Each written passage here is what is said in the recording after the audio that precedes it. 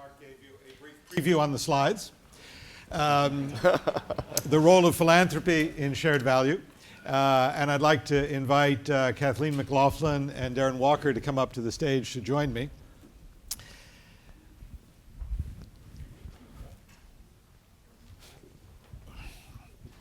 While they're sitting down, let me introduce them briefly. Kathleen is the president of the Walmart Foundation and also the senior vice president for sustainability.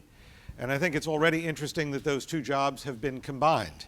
Prior to that, she has a long history at McKinsey. There seems to be a McKinsey theme this morning. We won't hold it against them, but and we're delighted to have her. And Walmart, as you may not know, gives away $1 billion a year out of its foundation. Quite remarkable, certainly making it one of the very largest foundations in terms of giving after the Gates Foundation. Darren Walker is the CEO of the Ford Foundation, perhaps the United States' most iconic foundation that can trace its history back for many, many decades. Of course, they're kind of small potatoes. They only give away $500 million a year by comparison. But their influence and leadership is extraordinary. So we're going to talk this morning a little bit about how philanthropy relates to shared value. We've had a lot of conversations in the last couple days about the role of NGOs, the role of business, even the role of government. We haven't really talked explicitly about the role of philanthropy. So I'd love to just start. Both of you have really a private sector background. Darren, you started out in investment banking. Kathleen, of course, at McKinsey. And yet now you are in a philanthropy role. What are one or two examples where you have seen philanthropy play a role in helping incubate or launch or support or scale shared value initiatives that have created both social benefit and real economic benefit for companies? And Kathleen, let me start with you. Sure. I'd love to put that in context of, is this working? Can you hear me? No. Is it on? It's on. Yep, it's on. There we go. Okay, there we go.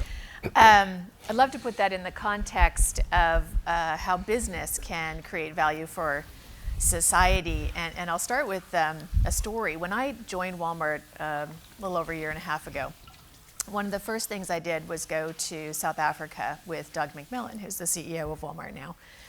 And we were in Soweto, and I was standing in the deli department of the Cambridge store. Cambridge is one of Walmart's retail banners. So Walmart's in 27 countries. It's the world's largest grocer. It's the U.S. largest grocer as well. Most people don't realize that.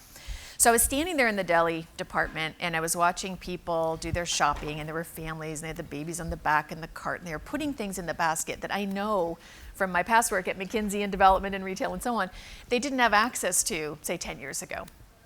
And while I was there, the Massmart people were coaching the folks behind the deli counter about, don't let the raw chicken touch the vegetables and, food safety principles and so on. And just the sheer variety, the choice of quality products that were available there was quite impressive to me. I had done most of my previous work in global health, so to be able to see the sort of food aspect was quite interesting. And to me, that goes back to the central social mission of business. In the case of Walmart, it is about helping people save money to live better, bringing products to people, food, apparel, household merchandise, and so on in 27 countries around the world. And for a business, the contribution to society has to begin with, what do you do for a living? What is the core business? And is that in and of itself good for society? Jean-Marc spoke about Nespresso. What a wonderful thing for society to provide people access to this fantastic product. So it has to begin there. But in the case of Walmart, as the world's largest company, and really for any company that is successful and has the means, you have to go beyond that and say, okay, so what else? Are there externalities we create, unintended consequences that need to get addressed in delivering that proposition? Are there assets that we have to bring to bear that can not only help society, but need to be used to strengthen the underlying systems we rely on as a company? I was in a conversation recently and someone said, supply chain is strategy. And that couldn't be more true for any retail company, product company. Supply chain is strategy. So our philanthropy at Walmart is about filling in the blanks that the business can't see a direct benefit in pursuing in improving the underlying systems that we rely on. So I'll give you a couple examples. I'll take, for example, hunger. So you mentioned, Mark, that we give away $1 billion a year. It's actually 1.4, 1.5 billion a year globally. A large part of that is food. So it's in-kind donations of food that we take out of Walmart and put into the charitable meal system. Why is that good for the business? Well, you can imagine in any retail operation, you have a very large problem around waste. And Walmart has a public commitment. We're saying we're going to get to zero waste by 2025 out of our operations. We're pretty close. We're at about 87% lower waste than we had 10 years ago, but we've got that last 13% to go. And food waste is a large part of the waste burden. And we have to pay. We pay money to cart that off to landfill. That's not good for the business. So it's much better for us to have a system where we're taking that food and getting it into the charitable meal system before it goes bad, just from a pure P&L point of view in the store. Now beyond that, there are obviously reputational benefits, as well. From the standpoint of impact on society, we have a real commitment to hunger and nutrition. And so we provide that food, it's good for the business, but we supplement it through our philanthropy with grants to the charitable meal system. So for example, Feeding America. We have a longstanding partnership with Feeding America. One of the things that we do is provide trucks, refrigerated trucks. We're trying to strengthen the cold chain and have a viable, much stronger, fresh supply chain into the charitable meal system, so fruits, vegetables, dairy, proteins, and so on. We've also provided a lot of logistics expertise in terms of the DC network. So it's a wonderful example, and I just want to highlight this idea that with all the hunger in America, we had companies until a few years ago, like Walmart, paying to cart away perfectly good food to throw it out. And what an extraordinary example of the value that can be unlocked by this different mindset. Darren, let me turn to you. And obviously the Ford Foundation helped create the whole PRI movement, program-related investments, very influential in new market tax credits, in Community Reinvestment Act, other policy shifts that have influenced investment with social objectives. What's an example in your mind? Thank you, Mark, and good morning, everyone. I'm really happy to be here and honored to be included. I think for Ford, we see our role at the intersection of public and private sector to create shared value. And going back to the very beginning with the work that we did to create the program-related investment, it all was about this idea of catalyzing private capital. Often it's misunderstood that we thought we would supplant with philanthropic dollars, private dollars, which is simply not possible. We created the PRI because as a response to the fact that in the United States in the 1960s, we had racial redlining, and it was impossible for mainstream financial institutions to make loans in primarily black neighborhoods. So the PRI was created in a way to help catalyze and in some ways write down the risk of the private sector, which ultimately we believed was going to have to advance the revitalization of America's cities. It's an example of how we see everything that we do at the intersection of public and private and policy. Because at the end of the day, we have to address things systematically, and we have to address things at scale.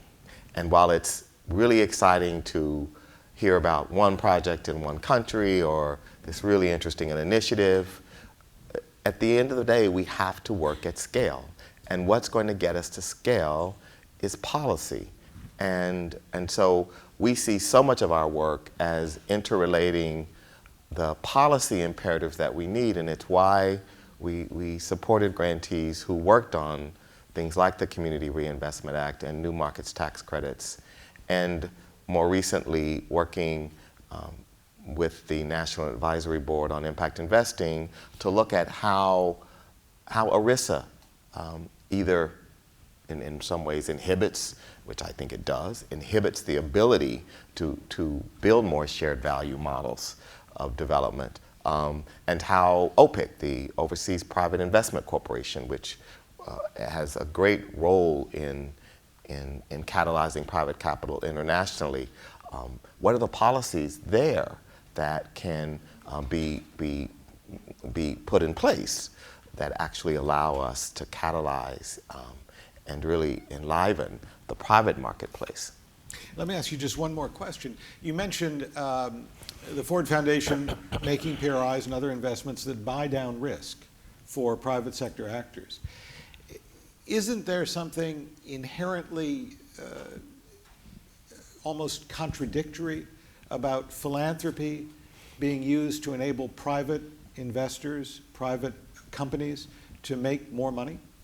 Well, I think that argument is certainly made by some in philanthropy, that we really, I think one of the real regrettable things is that some in philanthropy see such a bifurcation in what the private sector does and what we do.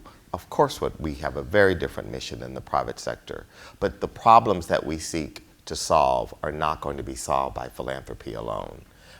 So I actually think, and this gets back to a question earlier I think Ann posed about what's the kind of talent you need in an organization that actually understands that. And it's a different hybrid of talent, and it's something that I have come to believe. Yes, it's good to have some McKinsey people. It's good to have people with deep expert knowledge, but you've got to build a mix, and you've got to build a mix of an organization that can think synthetically and not think, well, this is the private sector over here, and here we are doing good over here on this side. The That's great. tri-sector athlete. Can I just Yeah, give one please. example Absolutely, of PRI? Kathleen. And we're so grateful that you did lead the charge to create that. Just one example of how we've used it recently, and it goes to your question. So take recycling. If you look at recycling in America, it's a pretty mixed report card if you look across municipalities in terms of infrastructure and consumer behavior and so on. And one of the barriers to accelerating increases in recycling is lack of infrastructure and the way that city councils have access or not to capital budgets to put in place the things that they need, the recycling plants, the carts, the trucks, and so on. And so it's a market failure. From a business point of view, if you look at Walmart and our suppliers, so any packaged goods companies, people who are making the bottles and the cans and so on that need to be recycled, there isn't a direct P&L benefit for them to go around and give capital out to these municipalities. So we set up a PRI with our suppliers. So we're targeting about $100 million. It's being run by Ron Gonen in the Closed Loop Fund, which we helped create and is now an independent organization that he's running. And he used to be the sanitation person here in New York City. And the PRI is something that we invested in, and we asked our suppliers to invest in as well to get to this $100 million kitty. And it's going to offer low or zero interest loans to municipalities to create the recycling infrastructure. We're trying to grease the skid so that we can have a viable market where we can back out and private capital and companies will come in and say, okay, it makes sense for waste management or somebody whose business this is to come in and set this up and earn a return. So it's a great vehicle. We wouldn't have been able to do it without it. Our board would not have approved us to put $10 million into something like this. PRI, okay, that makes sense. It's a wonderful example, and I think it goes to emphasize something that surfaced through a lot of our conversations over the last couple days around how this is really about system change, much more than it is about a single initiative or program, as you said, Darren. And there are all kinds of sort of unanticipated and hidden obstacles because we're living in systems that were created with a different mindset. And to really shift them is not easy and very complicated. But let me go back to an earlier question in my mind, Kathleen. You have this dual role of the foundation and sustainability. And I remember one of our first conferences on creating shared value, there was actually a bit of pushback from the sustainability crowd. sort of saying, wait a minute, we've only gotten people starting to think about sustainability. Why are you coming in with this should value stuff and confusing everybody? How do you handle those dual roles? And what do you see as the relationship between shared value and sustainability? Well, these things go hand in hand.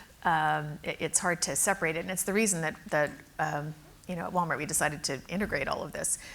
Our goal is systems change, and the business has an interest in doing parts of that where there's a return, but there's a whole bunch of parts where there isn't, and something has to fill in the blanks and provide that connective tissue. So there's a role for philanthropy, there's a role for the business collaborating together. It's the reason we need collaboration across all three sectors. There's certain things government can do, there's certain things that the social sector can do, and there's certain things that make sense for business to do, but it's how do you integrate that and knit that together. So at Walmart, as I said, we started by saying, well, what's the societal impact of our business? And then how do we go beyond that? For us, it's sustainability. So having much more sustainable supply chains. In the long term, sooner or later, sustainability and business interests converge. We see them converging right now. So sustainability, critical. Economic opportunity, we're the largest employer in the world. We bring in lots of folks at the front line who don't have very many skills. How do we get them upskilled? How do we move them up the chain and get them better access to economic opportunity? And in our supply chain, suppliers. We're training 1 million women around the world. Half of them are farmers. That's just one example. Some of them are in factories and so on. And then community, strengthening community, providing disaster relief, and so on. So if we have goals around climate change, around preservation of natural capital, around economic opportunity, around disaster relief, we have to look at it as a system. And so we're quite conscious about saying, all right, what can business do? What can we do through our network, our suppliers, and so on? And then where are the blanks that we can fill in through philanthropy, either our own, or how do we collaborate with others in the private sector and business and civil society to make those things happen? I gave you one example on hunger. Another example would be an economic opportunity. So the business recently made a commitment to raise starting wages to $10 an hour. But more importantly, I would say to upskill people more quickly, get them from even that to middle skills jobs, to provide better scheduling options and so on. That's fine. Walmart's one company. What about the rest of the retail sector? So through our philanthropy, we've launched an initiative where we'll spend about $100 million over the next 5 years to work with other employers and government agencies and education providers, community colleges, new models, to say how can we elevate retail as a sector, make career paths clear, train people, move them up more quickly. So it has to work as a system. And let me just push on that because it's a fascinating example. Here in the United States, we have people from all over the world here. We have a system of minimum wage which has not kept pace with inflation for decades. And the result is that there are very hardworking people earning the minimum wage who are not nearly able to support themselves and their families adequately. We've tried to pass through Congress increases to the minimum wage and been unsuccessful to do so. Now here we have a company whose whole strategy is about being the lowest cost provider, who has voluntarily increased what it pays. I know you employ millions of people, but many, many people. Is that shared value? Is that just sacrificing corporate profit to do good? How does something like this come about? It's pretty amazing.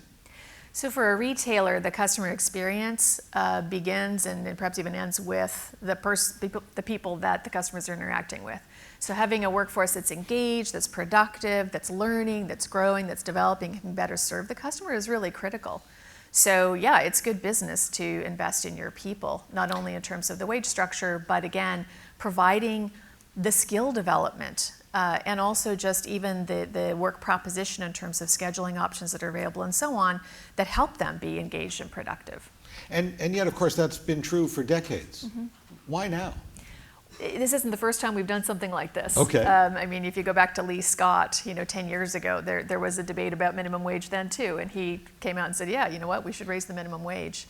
We're not policy people, but we look at our own business and say, well, what can we do in terms of our own workforce? How can we attract and retain and develop good folks that can serve our customers? And of course, I recall in Ford's history that Henry Ford was famous for raising the wages of his workers so they could afford to buy the cars.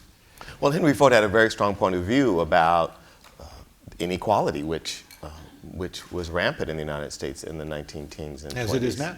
As it is now. And his vision was to create a car that his employees could buy. And I think that's one of the real challenges today, and why the Ford Foundation is focused on inequality so relentlessly, because the average American's ability to and their standard of living today is so at risk, and for working class and poor Americans and people around the world, because this is a global phenomenon. We are seeing unprecedented levels that have of inequality that have huge implications for business, because as the CEO of a major company said to me recently, we're not going to have customers if these trends continue. So I think that there is a great role for companies like Walmart, who, as Kathleen said so well, are doing some pioneering work that actually have social implications, and that I think add social value. The work, of course, of Walmart recently in the very problematic legislation in Indiana and in Arkansas. The role of the company was clearly influential in reversing what would have been a very deleterious piece of legislation on the lives of many Arkansans in the case of the headquarters. So I think that there is the role of companies to set policy for their sectors when they are sector leaders like Walmart is huge. And this is why we work with large companies around social justice objectives, because there are, in fact, today many CEOs who realize that the idea of simply focusing on return on the share, that singular focus is not going to actually sustain the business over time. The problem we have, and the reason, I mean, the greatest threat to our trying to reverse these trends is the culture of short-termism that we have in our country now. And so Michael Sandel at Harvard has written very well about this idea of how we've moved from being a market economy to a market society. And one of the features of a market society is short-termism, and how it distorts everything from the behavior of CEOs and boards, because they're trying to goose up the price of the stock, because incentives, salaries, everything is based on those short-term results, to the way government can't function and make long-term capital investments. Well, how do you expect a government to function if it can only make appropriations for 1 year, make commitments for 1 year? Those sorts of things, I think, are things we, through the work we do at the foundation, are highlighting for public discourse and public debate. That's terrific. And I want to follow it up. I also want to remind people, if you have questions, we're going to turn to questions in a few minutes. You can use the Pigeonhole technology to enter them on your cell phone, or to vote for questions that others have entered, and we'll put them up on the screen as they come. If you don't remember how to use the technology, do what I do, which is look for someone younger near you and ask them. But let me follow that up, Darren, because the question of short-termism is in business is something we've talked a lot about. Is there short-termism in philanthropy too? Oh my gosh, yes. Sure, I mean, this is my point. Every feature of our culture is enmeshed in short-termism. I mean, if you're a parent, you know exactly what I'm talking about. I mean, you have a culture where everything is about now and the moment we're in, and so to inculcate into a culture that we need to have a long-term view is very difficult to do today. It is absolutely infected philanthropy, where we have people saying things like, if you can't measure it, you shouldn't do it. So for a foundation like the Ford Foundation, which works on things like racial justice, I mean, how do we measure that at any given moment? Of course, there are things we can do around strategy, around clear deliverables on strategy, but there are things that we in philanthropy are uniquely positioned to do because it's the right thing to do, when we made our first grant in 1953 in South Africa to raise awareness about this new phenomenon called apartheid, we never knew, we didn't have a log frame for a 40-year investment to get Nelson Mandela out of prison. But we did have a clear sense that it was the right thing to do, even when our own government was telling us not to do it, because these people were, as we sometimes forget, were enemies of the American state.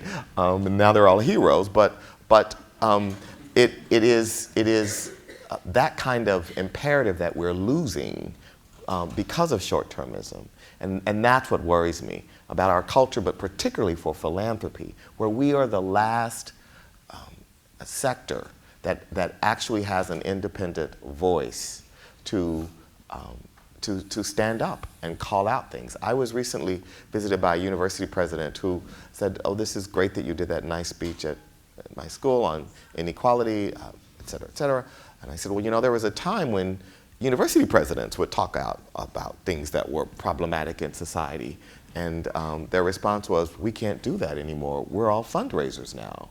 And I can't dare, my board would have my head if I were to say the kinds of things you said in your speech, because I've got to go to these people for my naming opportunities in my next capital campaign. And so it again is an indication of how inequality, the insidious, invidious effects in a democracy that relies on institutions to stand up for what is right and wrong in a society, how it constrains and contains the voices that need to speak up. And so this is why we in philanthropy have to use the voice that we have, because we are the last sector in our society that actually can say what's really going on from the view of particularly poor people, and people who are vulnerable and left out. That's tremendous. Kathleen, we've talked a lot about Walmart, but I'd love your... Amen.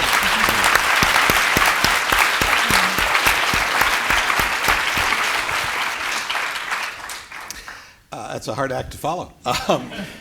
Kathleen, we've talked a lot about Walmart, but I'd love your larger view about corporate foundations and the role that they play. They're a little bit like the university president. There are, there's a CEO back there, there are investors back there who have a point of view, and even if the foundation has its own assets, in most cases they're funded by the company. What kind of constraints do you feel, if any? And second, have you seen changes in the way corporate foundations think and act over the last number of years? Yes, I think most corporate foundations are funded in large part, if not entirely, by the company. Certainly in the case of Walmart, all of our money comes from Walmart. So I think that does have implications for the role of the corporate philanthropy undertaking, if you will. I already described in our case how we think about it, which is the company itself can play a role in society. There are certain constraints that the company has to live under because of short-termism and a lot of other things.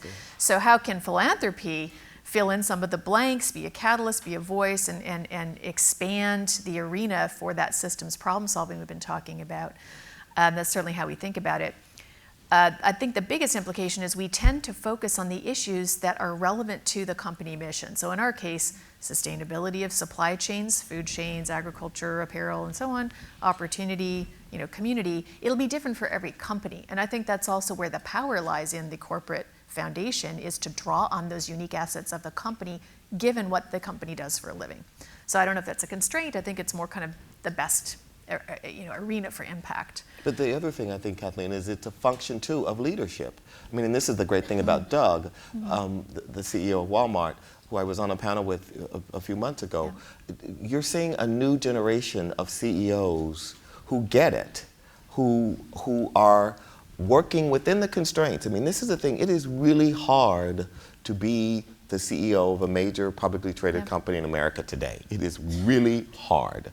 And so we sometimes, who sit in our wonderful glass houses in the nonprofit sector, can lob a lot of things that are on some occasions unfair. I think within the constraints, you're seeing really innovative, pioneering kinds of leaders like Doug, but Indra Nooyi at Pepsi, Paul Pullman. I mean, we just go down the list of people who are really making substantial change with social implications. And because a company like Walmart, there isn't anything in society that Walmart doesn't touch.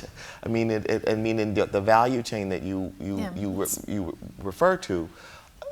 So the implications for policy change, if Walmart has great leadership and is doing forward-looking work, the implications for the sector more broadly are huge. Well, so to answer your second question, in terms of what's changed in business, that's a big part of it. So there has been an evolution, and I think it's, to some degree, been inspired by folks like you guys, right, in terms of the shared value movement and so on.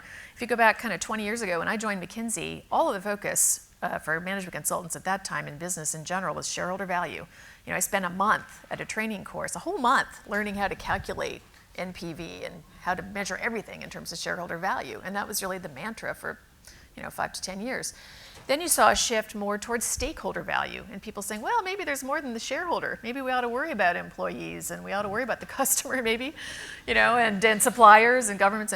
So you saw this stakeholder value concept. And I would say now, the leading companies have moved more toward this notion of shared value. You heard Jean-Marc speak earlier and the CEOs that you just mentioned, certainly Doug. And that's been quite conscious. So there has also been a shift in the role and the scope of some industry associations, right? So if you look, for example, at the Consumer Goods Forum, which is the primary business industry convening vehicle for retailers and consumer products companies, and their agenda, it is sustainability. It is worker safety and fair wages and so on. It is all of these issues that we would talk about, and there have been public commitments made in that forum driven by these CEOs who all talk to each other and have this shared view to kind of move the whole industry in that direction. So I think we are seeing an evolution. I think it's pretty exciting, and people are recognizing that ultimately value for society and value for business, these are inextricably intertwined. I do think, however, we have a serious issue around short-termism and that we're not where we need to be yet. And there are some other barriers as well. There's a lot of work to be done. But I get inspired by the movement that I see in these leaders and in the institutions. That's terrific. Darren, you speak so inspiringly and so passionately about social justice. And I know you have made that the mission of the Ford Foundation, its primary objective under your leadership.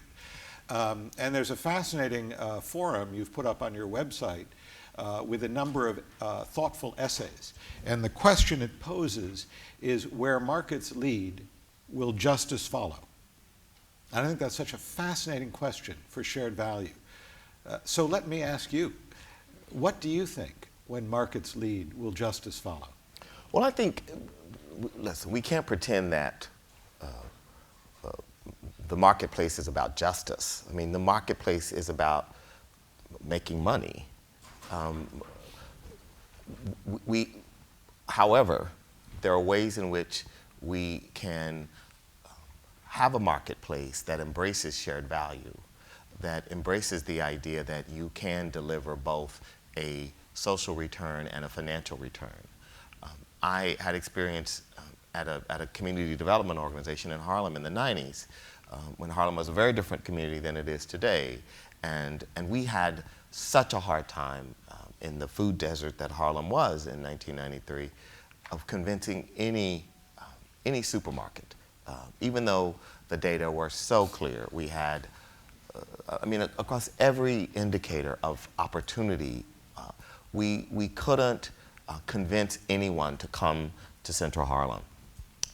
Well, the organization I ran, Abyssinian Development Corporation, was able to, through a Ford Foundation PRI, incent really a syndicate of banks, Manny Hanny, Chase, Chemical, and that made it possible for us to build the first supermarket in that food desert of more than a population of the city of Atlanta, but yet there was no major supermarket. That was a fundamentally social justice issue. the right to food in America is a fundamentally social justice issue. Now, Pathmark delivered a very good return on that store, but it also delivered on social justice. It didn't do that because it just naturally got up and said, we're Pathmark, we're going to be a social justice organization. They did it in part because a local CDC was there and there was a financing facility that made it possible for them to get their risk to the right calibration to invest. And so we need to think about how we bring together policy, private capital, the nonprofit sector, to do those kinds of transactions at scale. That's shared value, that's social justice. They're not, I think Kathleen is absolutely right. These things are so inextricably linked. It's how we see it's how we see the market working best. It's how, when we talk about inclusive economies, inclusive capitalism, that's what we mean. That's terrific. And I want to invite people again, if you have questions, send them in, and we will. And we do have a question now. And it says, how does Walmart balance $1.5 billion in external social impact versus criticisms of its own internal impact? Low wages, part-time employment, lack of health care coverage, insurance sometimes. Mm-hmm. Yeah. Well, as I said, we believe that there are societal challenges that are systemic. And so what we do is look at it and say, well, what role can we play? How much of it can we address through our business, and how much can we address through our philanthropy? So our philanthropy isn't off on the side. Let's give away $1.5 billion over there and we'll do some other stuff with our business over here. It's quite intertwined.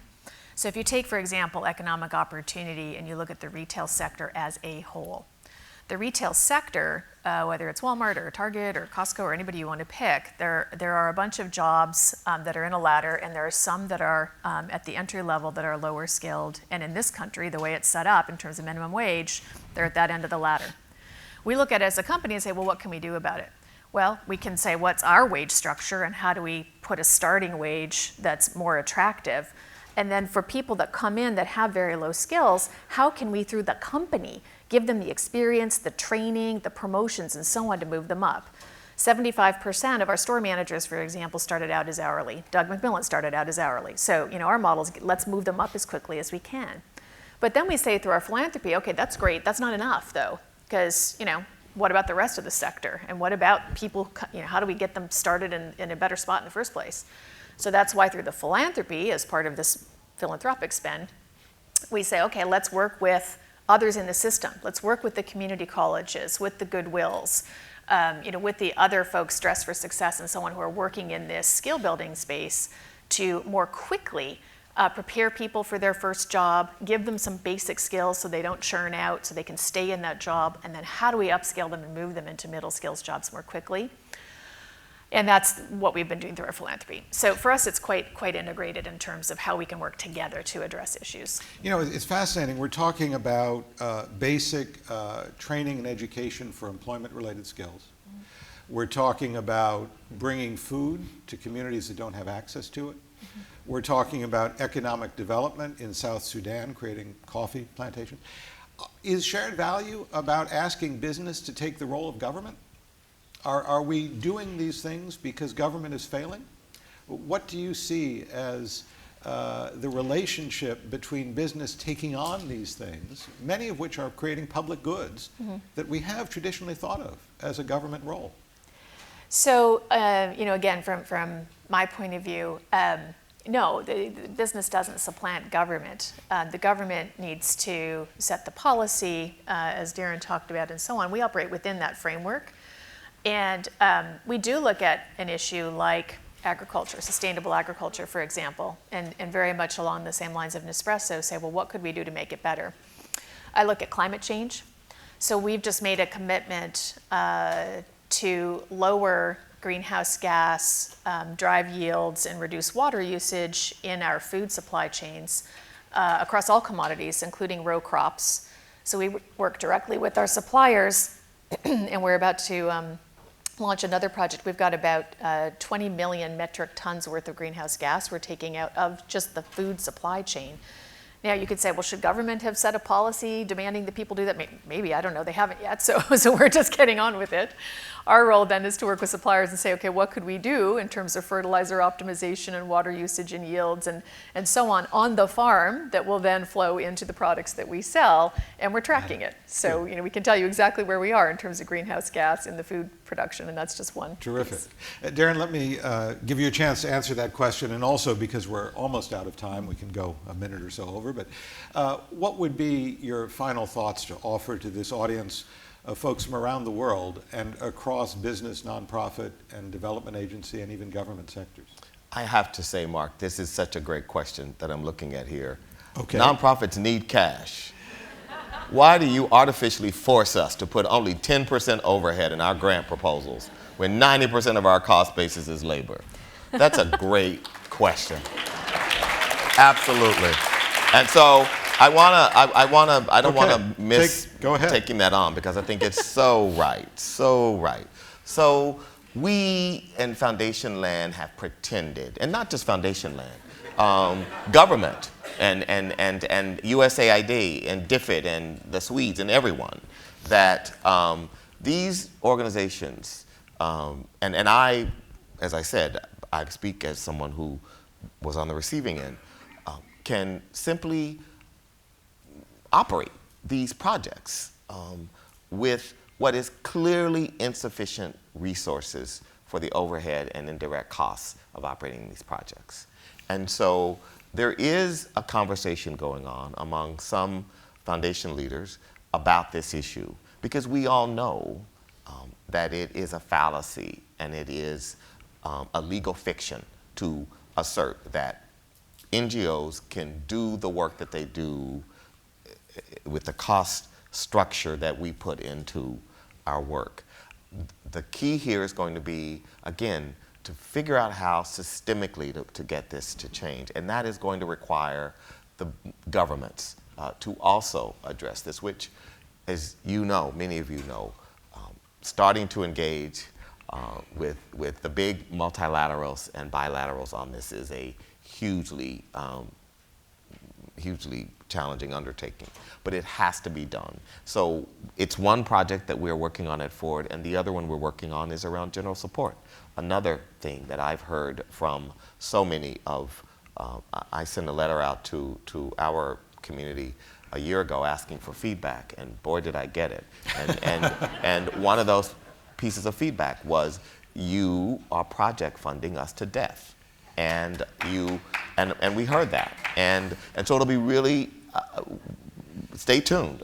We will have something to say about that later this year.